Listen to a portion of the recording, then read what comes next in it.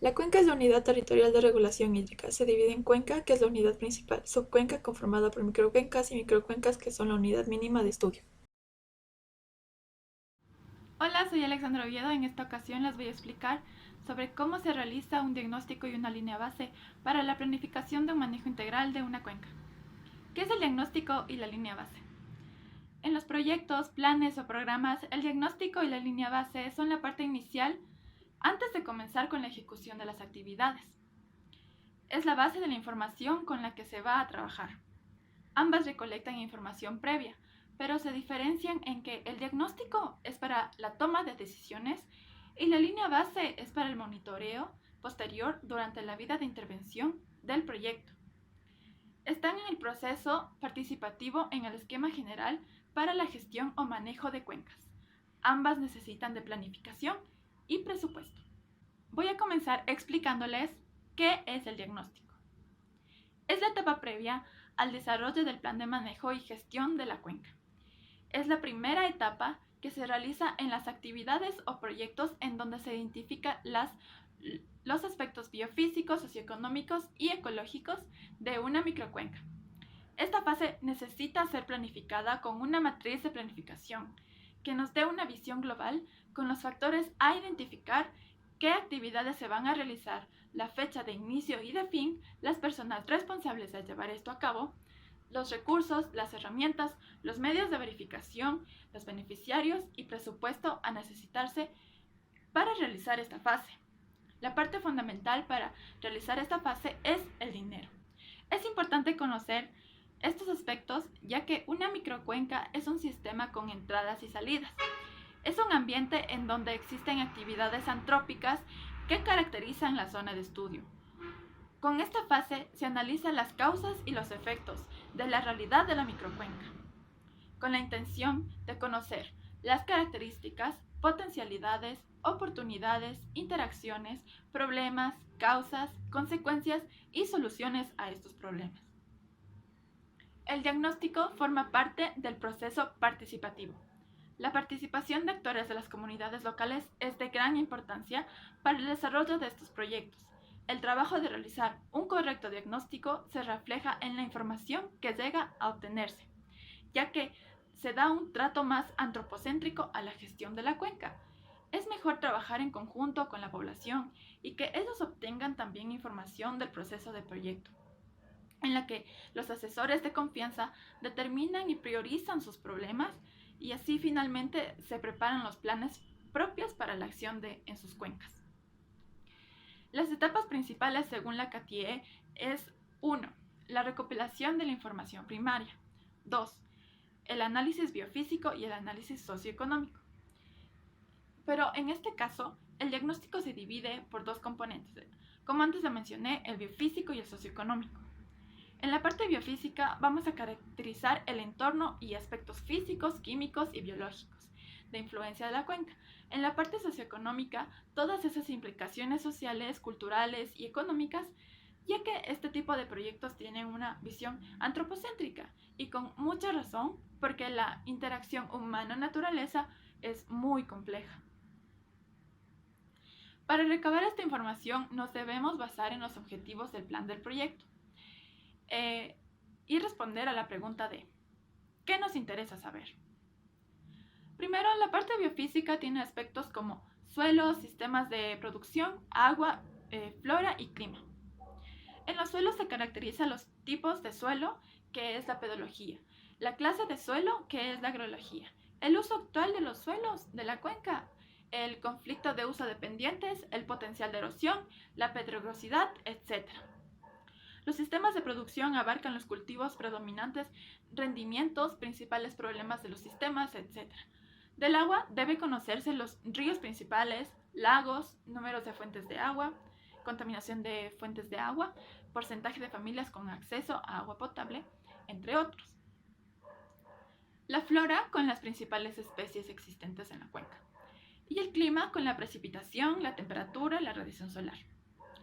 Luego, con la parte socioeconómica, se tiene aspectos de salud, educación, vivienda, generación de empleo e ingreso y nivel de vida, como la pobreza. En la salud, se caracterizan los servicios de salud con los que cuenta la cuenca, sea unidad, puesto, hospital, etc. Los programas de salud que sean preventivos, curativos, de reproducción, materno-infantil, etc. El personal de la salud con que se cuenta y los indicadores de salud como el porcentaje de infantes vacunados, el porcentaje de atenciones prenatales, etc. En la vivienda, el porcentaje de familias con vivienda propia, el material de la vivienda, etc. Para recabar esta información necesaria, el Manual de Manejo de Cuencas de la World Vision propone los métodos e instrumentos para realizar el diagnóstico. El diagnóstico participativo de las microcuencas puede desarrollarse con una metodología más simple, con talleres, grupos focales, etc. Con cuencas grandes, la metodología a emplearse tiene que ser diferente. Se realizan reuniones con sectores industriales, hidroeléctricos, productores y productoras, etc., para que se identifiquen los problemas y sectores y así se indiquen alternativas de solución y acción dentro de la cuenca. En el caso de trabajar con cuencas pequeñas, necesitamos de herramientas para que la participación sea efectiva. Algunas de las técnicas para recolectar información que este manual recomienda son: conversación informal con actores de la comunidad, entrevistas y cuestionarios, observación directa, identificación de informantes claves, estudio de caso, sondeos, talleres participativos, revisión de información secundaria, entre otras. Las herramientas para recolectar la información son la elaboración de transectos, el diagrama de tortillas, la priorización de problemas, el mapa de servicios, la línea de tiempo, mapa de recursos naturales y uso de tierra, calendario estacional de actividades con enfoque de género, análisis de beneficios y el mapa de finca con aspecto de género. Para realizar el diagnóstico tenemos 17 pasos a seguir. El primer paso es el diagnóstico por subcuencas y o microcuencas o por unidades territoriales como son cantones y municipios. Este paso depende de cuál es el interés temático para la institución o proyecto, en el que debe darse respuesta a las interrogantes que se plantearon. 2. Definir los objetivos o propósitos del diagnóstico. Se parte de la realidad para realizar programas y proyectos.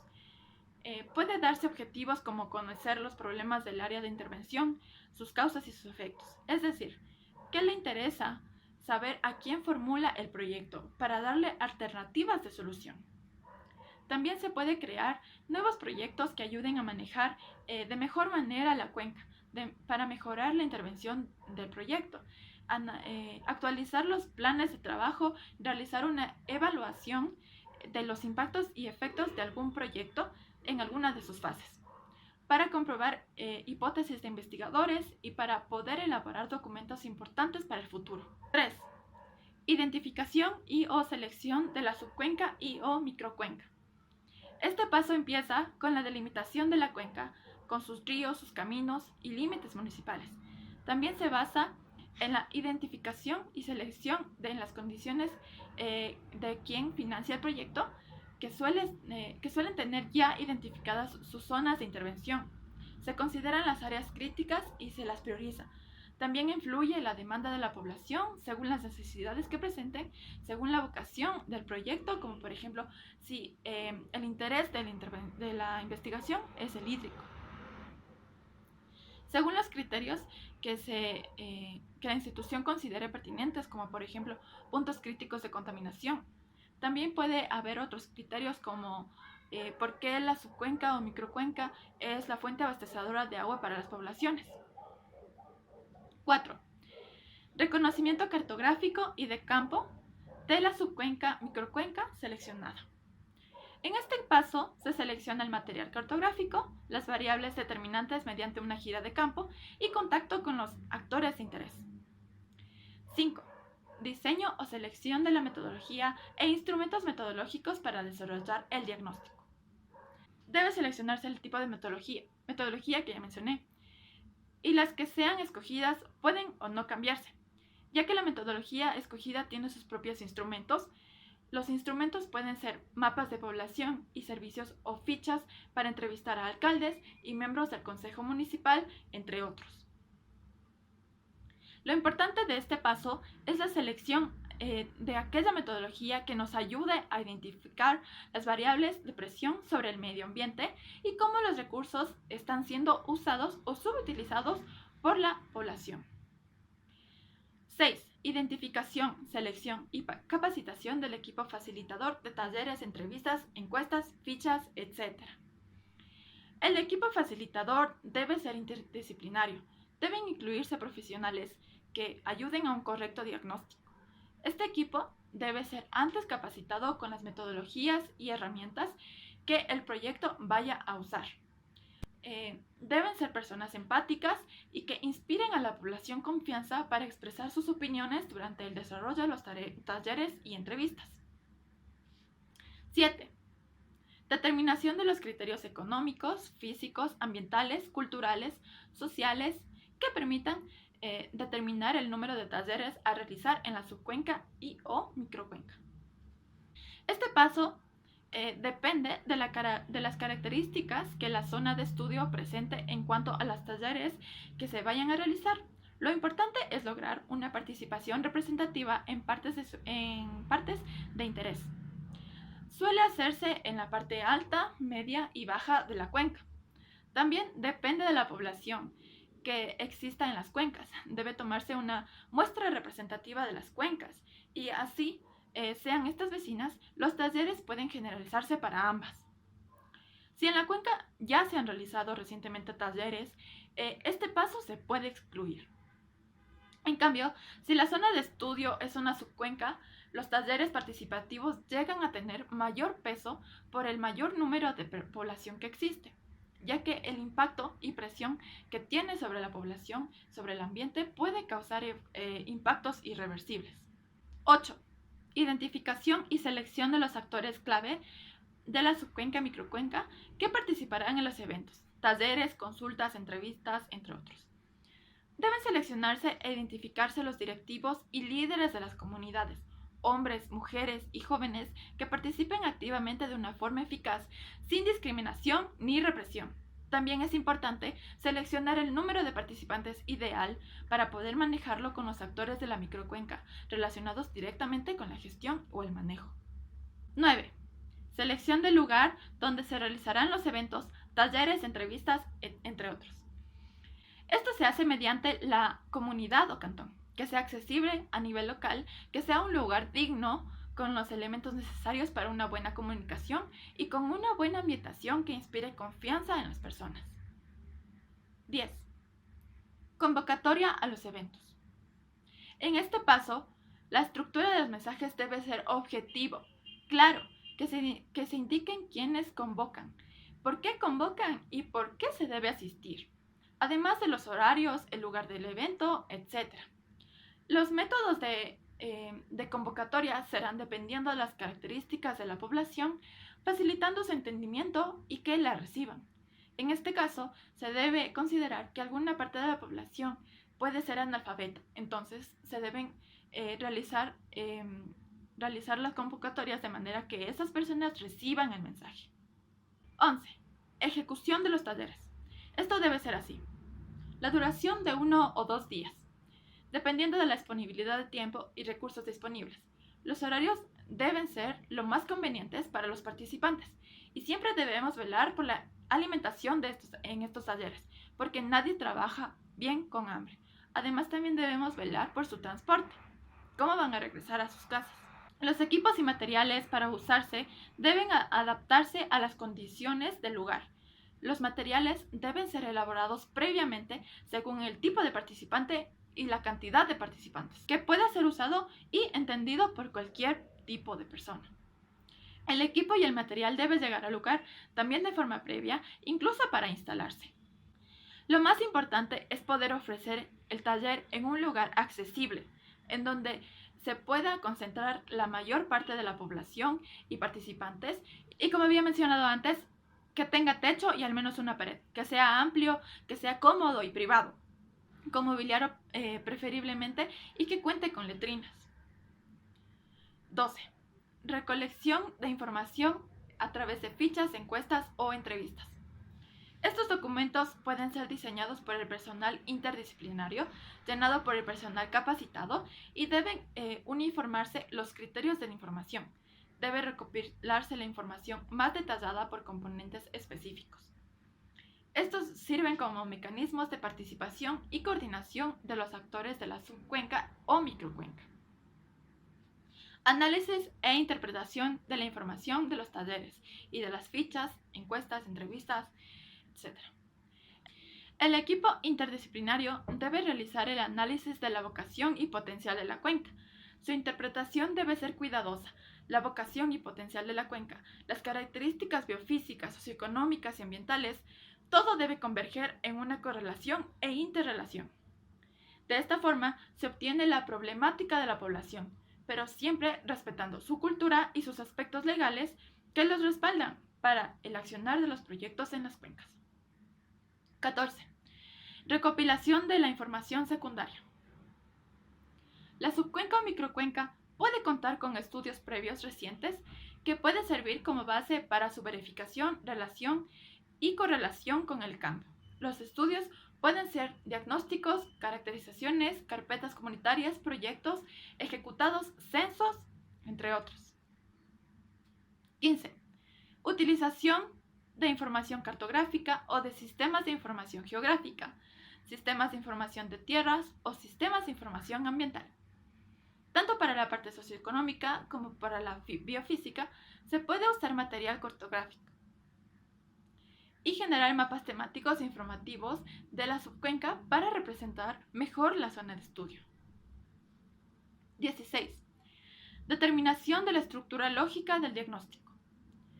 Como la realización del plan o medidas de intervención en la subcuenca es importante, debe elaborarse un índice o contenido temático del diagnóstico que responda a las necesidades de los objetivos del proyecto. 17. Devolución y validación de los resultados a los actores de la cuenca.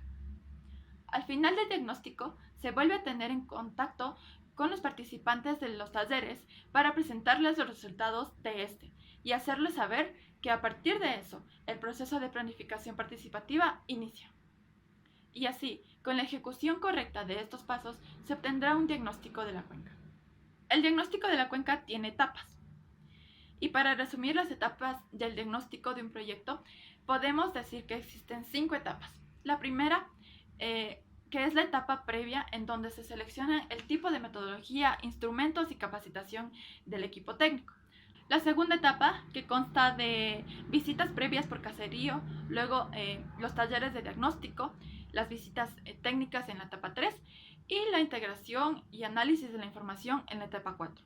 Estas etapas van a la vez acompañados por la recolección de información secundaria con la metodología e instrumentos definidos y equipo capacitado, la ficha de información inicial, información resultante que complemente la información inicial y los documentos de diagnóstico en donde se le tome como base para la toma de decisiones. Priorizar áreas y acciones. Todo esto para que finalmente se inicie con los planes de acción por subcuencas con mecanismos de participación y coordinación para el manejo integral de las subcuencas. Voy a continuar explicando qué es la línea base. El estudio de la línea base es proporcionar la base de información contra la cual monitorear y evaluar el progreso y eficacia de algún proyecto durante y después de ser realizado. Es el marco de referencia en el que nos vamos a basar para analizar los impactos y los cambios a nivel fisiobiológico y socioeconómico relacionado con las actividades del plan o proyecto. En el caso ambiental, los proyectos arrojan resultados en un plazo medio o largo. Por eso es necesario su monitoreo para poder establecer los ajustes o cambios necesarios con el fin de asegurar los productos esperados. Este estudio permitirá alcanzar la toma de decisiones para realizar ajustes en las diferentes estrategias, métodos y aplicación de técnicas que realizan en el proyecto, sustentar la necesidad de intensificar y fortalecer determinados componentes, respaldar la continuidad del proyecto con base en los indicadores de los primeros años, demostrar los beneficios del proyecto, la importancia y las actividades con sus beneficios. proveer criterios e información para la formulación de propuestas de continuidad del proyecto, lograr la interacción de otros actores e interesados en el proyecto. También permite reconocer el éxito, fracaso o avance del proyecto. La organización de la línea base es mediante variables e indicadores. Las variables son las características, cualidades, elementos o componentes de una unidad de análisis, los cuales pueden modificarse o variar en el tiempo. Tienen diferentes unidades u objetos considerados. Las variables estáticas son aquellas cuyo tiempo de vida se extiende durante el tiempo de ejecución del proyecto. Con esta variable se puede mencionar, en primer lugar, el grado de autogestión de las comunidades rurales en dos zonas de amortiguamiento o reservas naturales. Es diferente entre ellas. Y, en segundo lugar, el grado o nivel de capacitación de los habitantes de una misma reserva natural después de un determinado tiempo es la variable o características que cambien en el mismo objeto o unidad de análisis. Los indicadores. Estos son expresiones sintéticas y específicas. Señalan una condición característica o valor determinado en el tiempo. Estos pueden ser cuantitativos o cualitativos, dependiendo de qué se quiera evaluar o estudiar. Los indicadores deben ser medibles y verificables para que se pueda reconocer el éxito, fracaso o avance de una intervención. Los indicadores deben tener las siguientes características. Deben ser medibles y fáciles de cuantificar, tangibles, aplicables sobre un rango de diferentes ecosistemas, sistemas económicos y sociales. La recolección de datos debe ser fácil y barata, adecuados a nivel de agregación del sistema bajo análisis, que permitan la involucración de la población local, que sean realistas y alcanzables. Deben especificar un solo resultado medible para lograr, que sean específicos y cuantitativos, prácticos y claros. La medición debe poder repetirse a través del tiempo. Deben ser significativos para interpretar la sostenibilidad y deben ser sensibles a los cambios del sistema. Sobre todo deben ser confiables, ser relevantes a los objetivos del plan, programa o proyecto y ser eficientes para lograr que la información obtenida para que su uso se justifique el costo económico y el tiempo gastado para su ejecución. Ser específicos en el sentido de basarse en la información disponible en el medio de trabajo. Y como última característica, deben ser sencillos para que se pueda recoger más rápido datos y también con un bajo costo. Los tipos de indicadores. Los tipos de indicadores. A nivel de planificación y de los objetivos establecidos en cada nivel, se pueden distinguir 4 indicadores: de impacto, de efecto, de resultado, de proceso o producto. Ahora les voy a explicar de qué tratan estos indicadores y por qué se los considera. Los indicadores de impacto muestran los logros a largo plazo, las contribuciones de los proyectos y programas al cumplimiento de la misión u objetivo superior de la institución o grupo. Están a nivel de la misión y visión. Los indicadores de efecto están relacionados con los logros a mediano plazo y sus contribuciones con el proyecto social al cumplimiento de los objetivos programáticos en una región específica. Están a nivel de los objetivos estratégicos. Los indicadores de resultados están a nivel de las metas y se indica los logros a corto plazo con las contribuciones del proyecto a resolver problemas y necesidades directamente. Los indicadores de proceso o producto están a nivel de las acciones clave y se relacionan con el inmediato plazo y las contribuciones de los componentes o actividades direccionadas al cumplimiento de los objetivos específicos del proyecto. Es decir, que van en una organización jerárquica que va indicando los logros a lo largo del tiempo de influencia del proyecto, relacionados con la misión, visión, los objetivos estratégicos, las metas y las condiciones respectivamente. Las variables deben ser relevantes y que se puedan con estas formular al menos un indicador. Un ejemplo de esto es la variable agua, que se puede relacionar con el índice de calidad de agua. En cambio, los indicadores pueden ser globales. Estos son generalmente difíciles de monitorear y de un alto costo. Tenemos, por ejemplo, la calidad de agua, que es el producto de diferentes acciones relacionadas con el manejo de la cobertura, uso y manejo del suelo, el comportamiento hidrológico y la contaminación físico-química.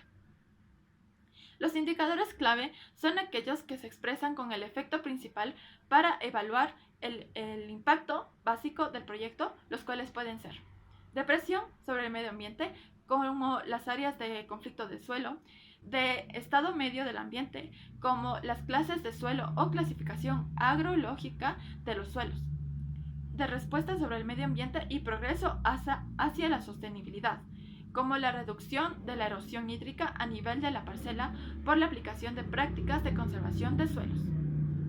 Existen ámbitos de selección de indicadores, según su cobertura espacial, por regiones, cuencas, subcuencas, microcuencas, etc., a nivel de la variable determinante en lo biofísico, biológico, subcuencas, sociales, económicas, ambientales, y a nivel de los componentes o actividades del proyecto por su organización y participación, capacitación y extensión y asistencia técnica, incentivos, educación ambiental y capacidad de gestión.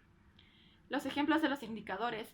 En el componente biofísico se puede encontrar, dependiendo del tipo de proyecto, indicadores como usos de suelo y cobertura vegetal, uso de agua, consumo para el consumo humano y el consumo para riego, la regulación hídrica, etc.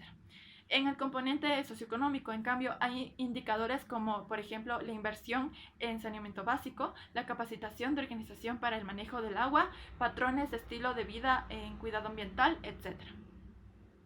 Entonces, ¿para qué nomás nos sirven los indicadores seleccionados en la línea base?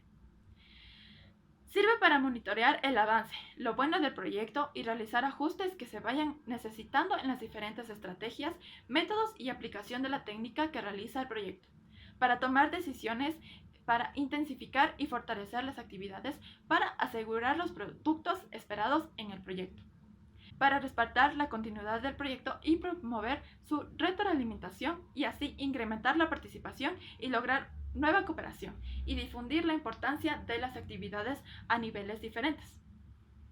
Se podrá demostrar datos de información cualitativa y cuantitativa, la importancia, beneficios y ventajas de los beneficiarios del proyecto, plantear acciones estratégicas y dotar de criterios e información para la gestión y formulación de propuestas de continuidad del proyecto. Promover la integración e interacción entre los actores de interés. Y finalmente, reconocer, evaluar y difundir éxitos y resultados aprendidos en el proyecto ante el organismo financiero de supervisión, a la población y a las autoridades. Al final de todo el estudio, a nivel general, un diagnóstico debe presentarse con la introducción explicando todo lo que se ha hecho y por qué y el cómo. En segundo lugar, la caracterización biofísica con la descripción del área, del clima, de la edafología, uso de suelos, hidrografía, ecología terrestre y acuática. En tercer lugar, está la caracterización socioeconómica con la población, los grupos etarios, educación, vivienda, empleo, sistemas de producción, organización social, instituciones de apoyo, rol de gobiernos locales y otros servicios. En cuarto lugar, tenemos la interpretación de los resultados del diagnóstico, con el análisis de las causas y consecuencias de los problemas, el análisis de las potencialidades y la vocación de la cuenca. Como quinto lugar, tenemos la priorización de los problemas. En sexto lugar, los anexos, con los mapas, encuestas, resúmenes de jornadas de diagnóstico rápido, participativo con enfoque de género. Y séptimo, por último, la bibliografía. Algo importante que este manual identifica en cada módulo es compartir este proceso con los niños y las niñas, ya que es una inclusión necesaria. Esto se lo hace con ejemplos tangibles y fáciles, como qué tipo de agua decidirían tomarse, y esto es como un diagnóstico. Y cómo es el proceso de diagnóstico y manejo de una cuenca, representando así como si se le diera un tratamiento a la cuenca.